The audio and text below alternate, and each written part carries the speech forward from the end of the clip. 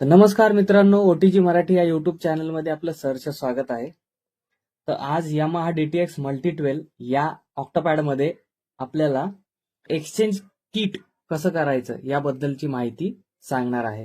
तर मित्रांनो, आपण आता काय करूया, सर्वात अगोदर आपल्याला जो किट एक्सचेंज करायचा आहे त्या किटवर जाऊया. म्हणजे मला आता 44 नंबरचा किट कोळी पॅच आहे, तो मला दुसऱ्या किट वरती घेऊन जायचा आहे.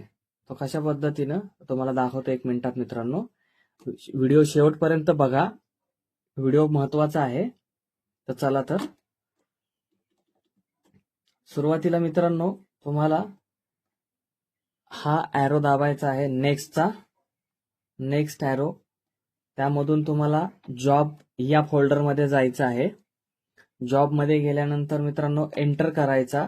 एंटर केल्यानंतर सगळ्यात अगोदर तुम्हाला कॉपी पॅड, त्याच्यानंतर एक्सचेंज पॅड आणि त्याच्यानंतर एक्सचेंज किट असा ऑप्शन भेटेल. तर तुम्ही त्याला एंटर करायचा आहे. एंटर केल्यानंतर तुम्हाला जो पॅच एक्सचेंज करायचा आहे त्यासाठी एक नंबर भेटतील, ते नंबर तुम्ही मॅच करायचे आहेत. तर मला 9 नंबरचा पॅच 44 ला न्यायचा आहे. तर यासाठी मित्रांनो मी किंवा 44चा मला पॅच 9 नंबरला घेऊन जायचा आहे. तर मी इथं 44 करणार आणि नेक्स्ट ॲरो करून इथं 9 नंबर करणार मित्रांनो.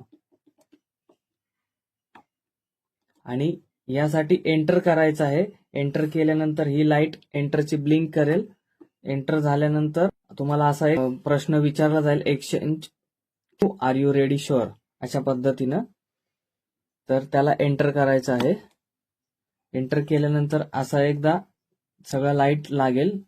आता तुमचा पॅच एडिट झाला, म्हणजे एक्सचेंज झाला. तर अशा पद्धतीने मित्रांनो मी 44चा पॅच 9 नंबरला आणलेला आहे. तर व्हिडिओ आवडला तर मित्रांनो लाईक, कमेंट, शेअर करा आणि सबस्क्राईब करायला विसरू नका. धन्यवाद.